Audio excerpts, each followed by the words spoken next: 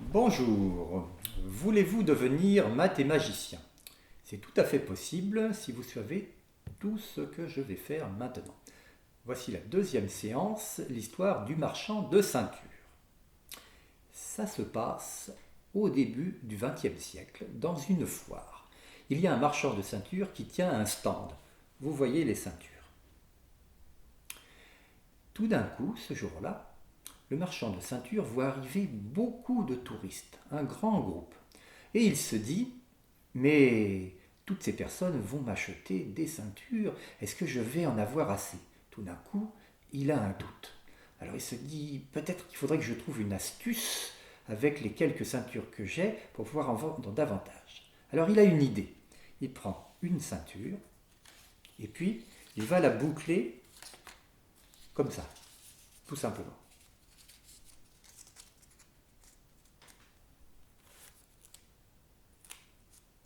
Ensuite,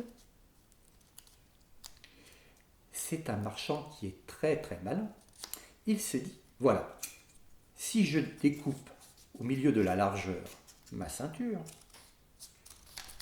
je vais en obtenir combien?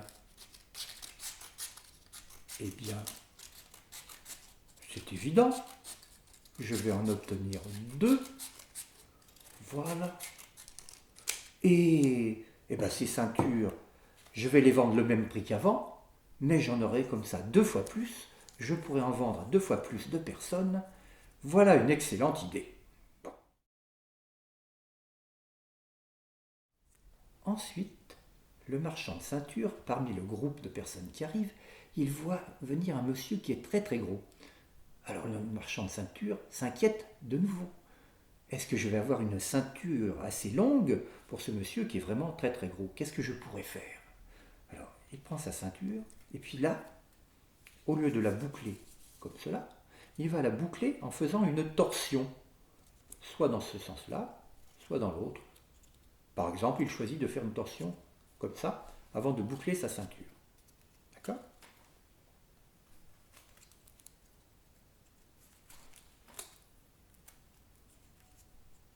Ensuite, notre marchand de ceinture va faire un découpage dans le milieu de la largeur de cet objet. Voilà.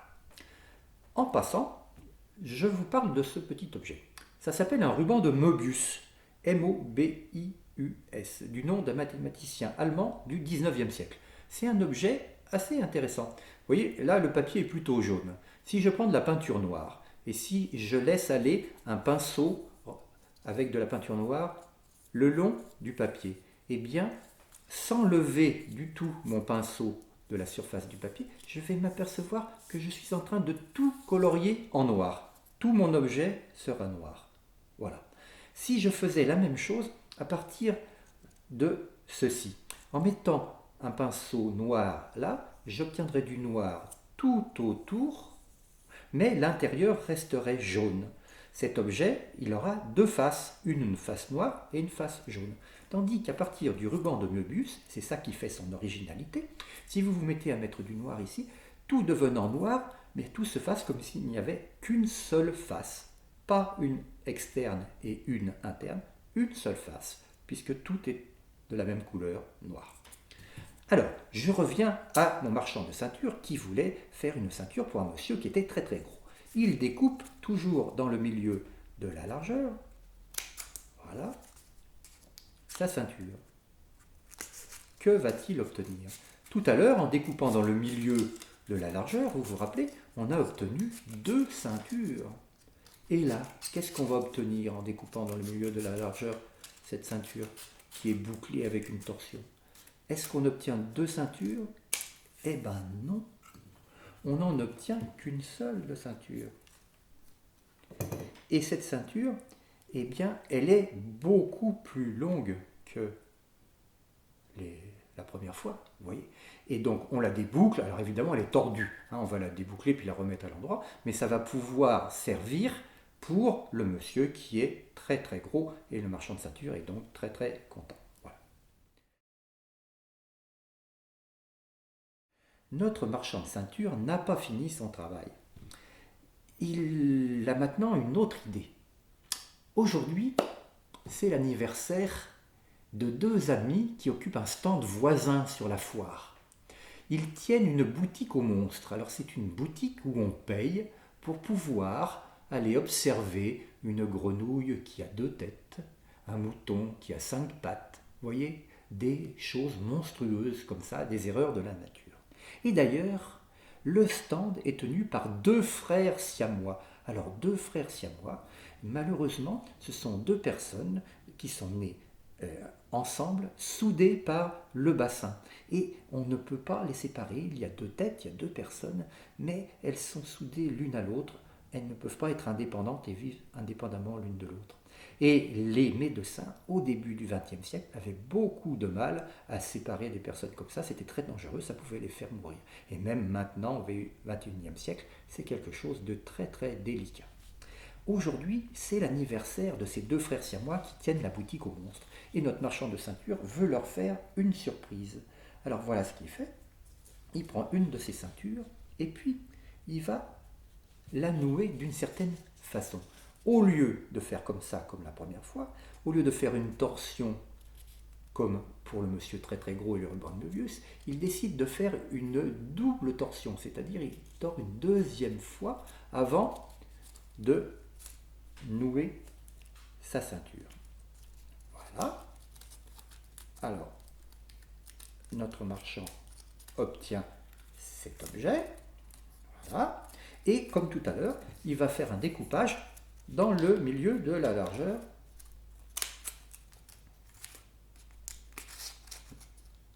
de la ceinture.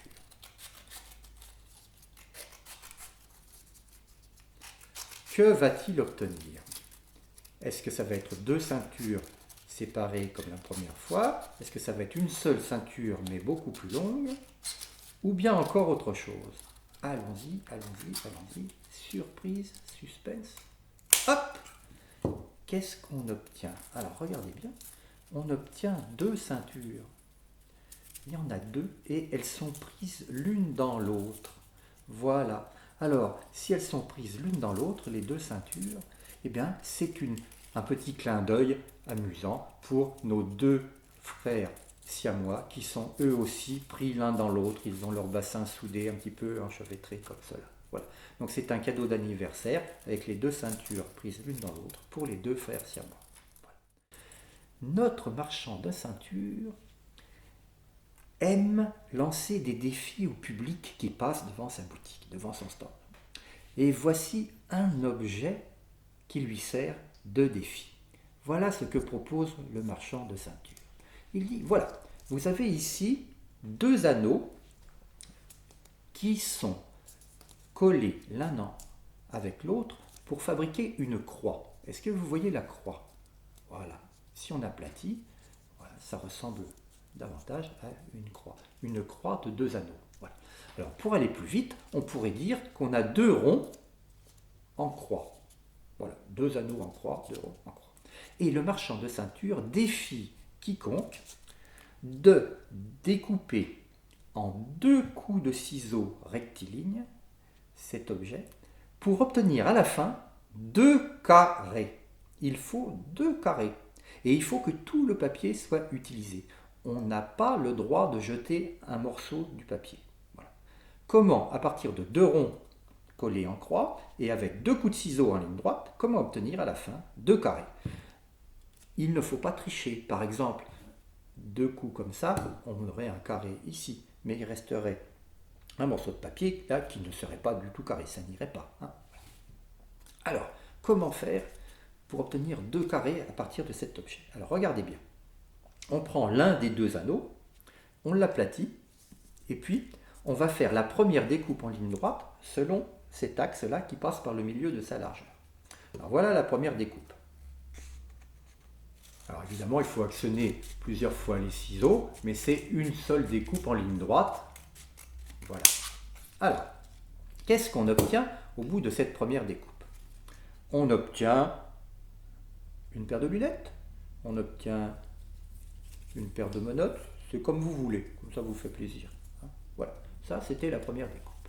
Alors maintenant, deuxième découpe. La deuxième découpe, on va la faire selon l'autre anneau celui qui est de l'autre couleur, et on va encore une fois découper en ligne droite dans le milieu de la largeur.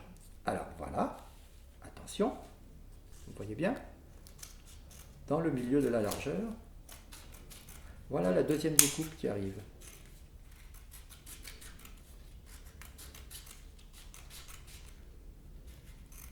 Et hop, qu'est-ce qu'on obtient à partir de cet objet? Regardez bien, si on l'écarte, regardez ce qu'on obtient.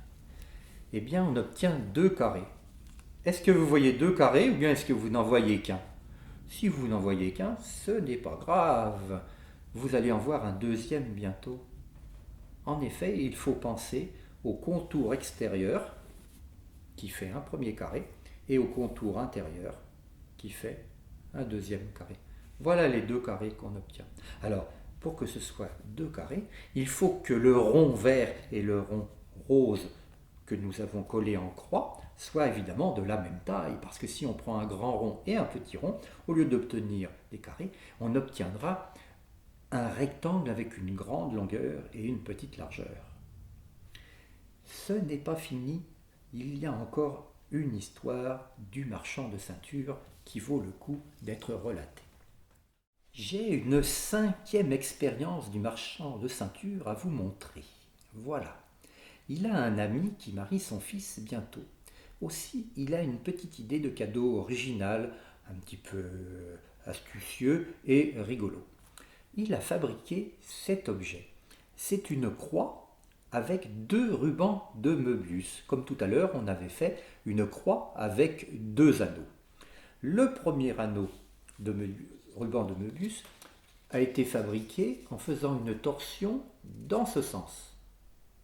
Le deuxième anneau de l'autre couleur a été fabriqué en faisant une torsion dans l'autre sens. Ensuite, les deux anneaux ont été rassemblés, collés, de façon à faire une croix de deux anneaux de Möbius. Et voilà, notre marchand de ceinture a réalisé cette croix de deux rubans de Möbius avec une couleur bordeaux en l'honneur du marié qui avait un costume de mariage bordeaux et un ruban de Möbius de couleur vert clair en l'honneur de la mariée qui avait une robe de cette couleur. Et donc, pour leur mariage, voici l'objet cadeau du marchand de ceinture. Vous voyez cet objet, leur dit-il? Eh bien, c'est pour vous et regardez les propriétés qu'il a. Le marchand de ceinture va découper ces deux rubans de Möbius l'un après l'autre, toujours dans le milieu de la largeur. Le premier.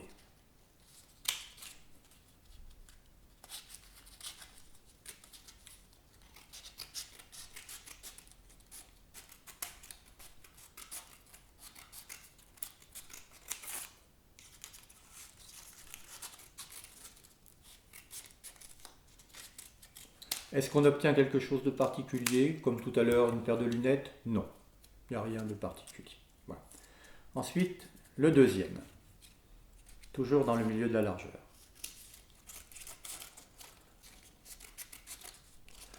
Qu'est-ce qu'on va bien pouvoir obtenir, surtout en l'honneur de deux mariés? À votre avis? Il y a des petits cœurs qui volent quand même, n'est-ce pas? Avec des mariés, il faut s'attendre à, par exemple, est-ce que vous voyez un cœur là? Est-ce que vous voyez un cœur?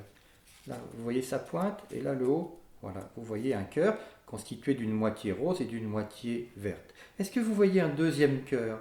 Ah, mais oui, il y a un deuxième cœur. Et qu'est-ce que vous en pensez? Eh bien, ce sont deux cœurs pris l'un dans l'autre. Ils sont épris l'un de l'autre, les deux mariés. Deux cœurs, voilà, enchevêtrés, deux cœurs épris l'un de l'autre. Pour un mariage, c'est un beau mariage. Et en plus, chacun des cœurs est à la couleur du marié ou de la mariée. Voilà, chacun. C'est-il pas beau? Le marchand de ceinture est aussi un petit peu sentimental, n'est-ce pas?